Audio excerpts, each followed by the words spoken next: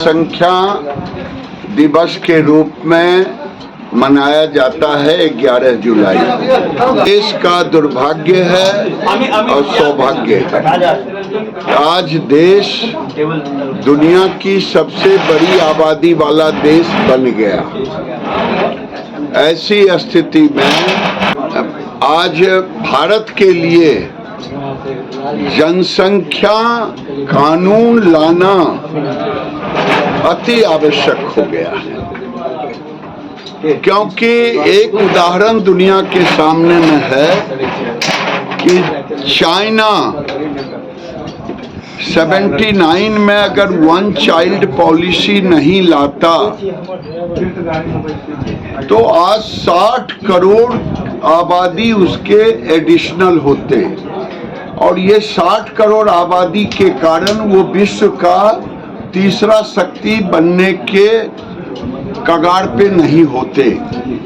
इसीलिए चाइना से भारत के राजनीतिज्ञों को, खास करके टुकड़े टुकड़े गैंग को, जो इसे जात और धर्म के चश्मे से, राजनीति के चश्मे से देखते हैं, उन्हें ये सोचना चाहिए कि आज जनसंख्या एक तरह से डिविडेंड के बदले विस्फोट हो गया है, क्योंकि देश के आंकड़े के मुताबिक प्रति व्यक्ति जमीन 0.12 हेक्टेयर बच गया है। ये भी 13 साल पहले का डेटा है। ऐसी स्थिति में जो दुनिया के पॉपुलेशन का 20% पॉपुलेशन हिंदुस्तान में है, जमीन नहीं के बराबर है, जो मैंने कहा 0.12, और पानी 2.5%। तो जमीन और पानी ये हमारे संसाधन सीमित हैं।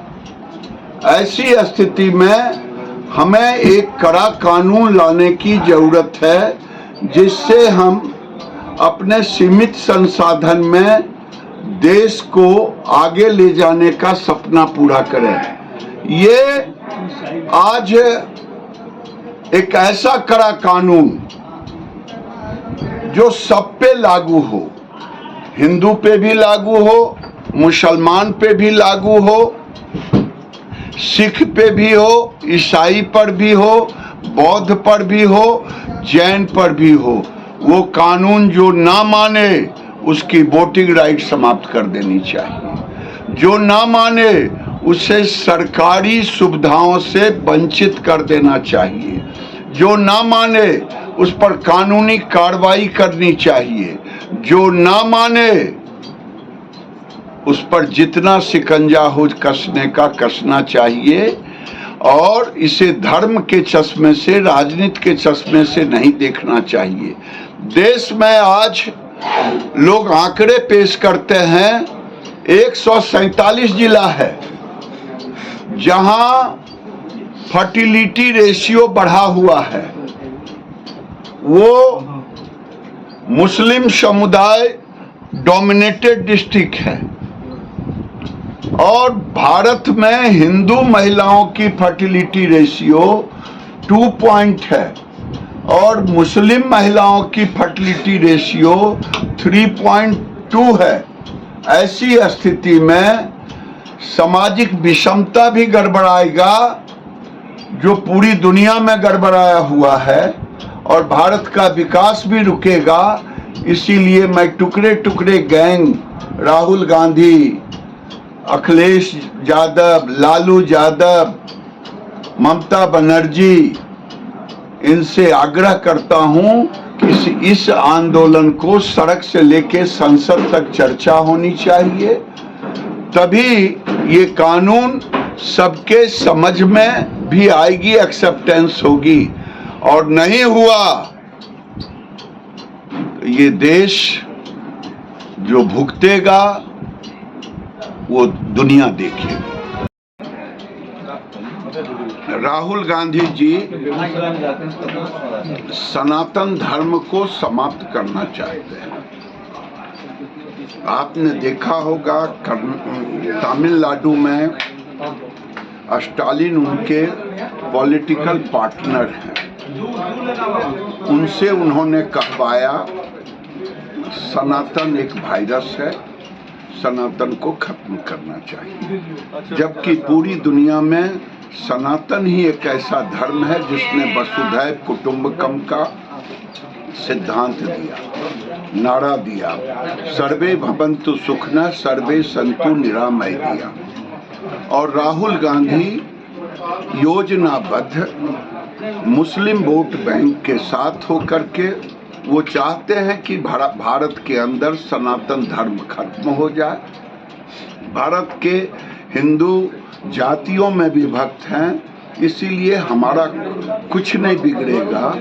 और यही कारण हुआ कि झूठा प्रचार इस चुनाव में भी उन्होंने करके थोड़ा सा अपना अंक बढ़ा लिया।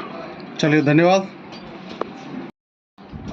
एक सवाल सर, आज 11 जुलाई है सर, और पूरे बिहार में अलग अलग मुख्यालयों पर जनसंख्या समाधान फाउंडेशन के सदस्यों और पदाधिकारियों के द्वारा धरना प्रदर्शन हुआ। उसको लेकर सर आने वाले दिनों में आपकी सरकार कोई ठोस कानून जो है, चूँकि ये सही है, डेमोग्राफिक डिविडेंड हमारे देश को चिंतित करता है। भारत के कई जिलों में, आसाम से लेकर चेन्नई तक, ये चिंता का विषय है। जिस तरीके से डेमोग्राफिक इम्बैलेंस हुआ है, उसमें सामाजिक सौहार्द बिगड़ने का भी खतरा रहता है, और पूरी दुनिया ने इसको देखा है। तो क्या आपकी सरकार कानून बनाने को संवेदनशील है सर इस विषय को?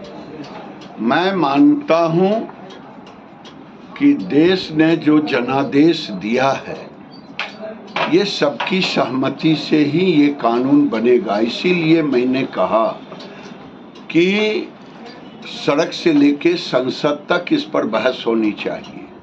और जनसंख्या समाधान फाउंडेशन को मैं धन्यवाद दूंगा, बधाई दूंगा। वो पूरे देश में इस जागरण को चला रहे हैं।